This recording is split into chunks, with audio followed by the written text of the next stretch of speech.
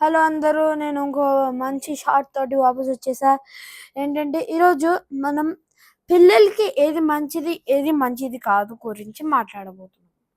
పిల్లలకి పోషకాహారం పెట్టాలి, బోన్ స్ట్రెంథనింగ్స్ పెట్టాలి.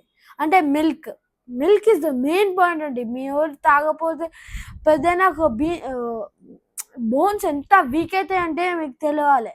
ఇంత దెబ్బకు కూడా బోన్స్ ఇరిగిపోతాయండి. చాలా బాగుండదు అట్లా.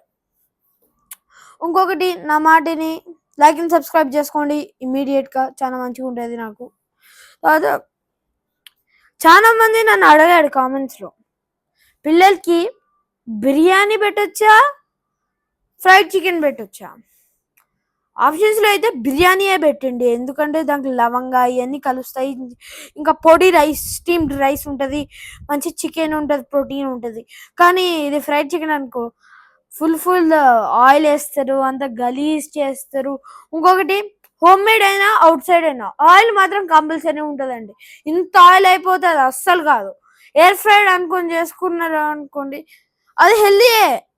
కానీ ఏమవుతుందంటే ఎయిర్ ఫ్రైయింగ్లో చికెన్లో ఉండే మంచి మంచి థింగ్స్ ఆవిరైపోతే ఓన్లీ కార్న్ఫ్లవర్ అవన్నీ ఇంకా బ్యాడ్ థింగ్సే ఉండిపోతాయండి. గ్రిల్డ్ చికెన్ మాత్రం చేసుకోవచ్చు ఎయిర్ ఫ్రైలో. ఇంకొకటి ఏంటంటే, మనకి పిల్లలకి బాయిల్డ్ వెజిటేబుల్స్ పెట్టండి.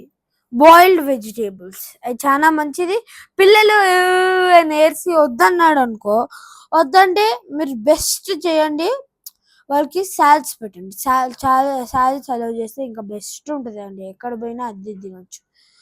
మీరు నాన్ వెజ్ అనుకో, చికెన్ సాలడ్ తినండి, అది బెస్ట్ ఉంటుంది.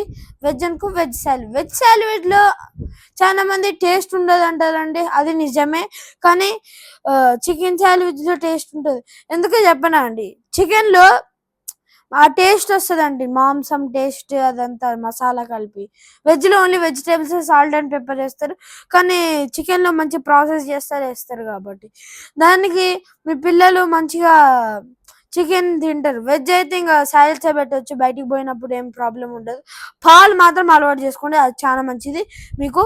తర్వాత లైక్ అండ్ సబ్స్క్రైబ్ చెప్పినట్టు చేసుకోండి. మీ పిల్లలు గట్ హెల్త్ చూసుకోండి. మెయిన్ లివర్కి ఏమైంది అనుకో, లివర్ కిడ్నీలు, మీ సన్నంత బతకడం కష్టం. అట్లనే చేసుకోవాలి. ఎవరికైనా ఇదే చూసుకోండి, కావాలంటే షేర్ చేసుకోండి.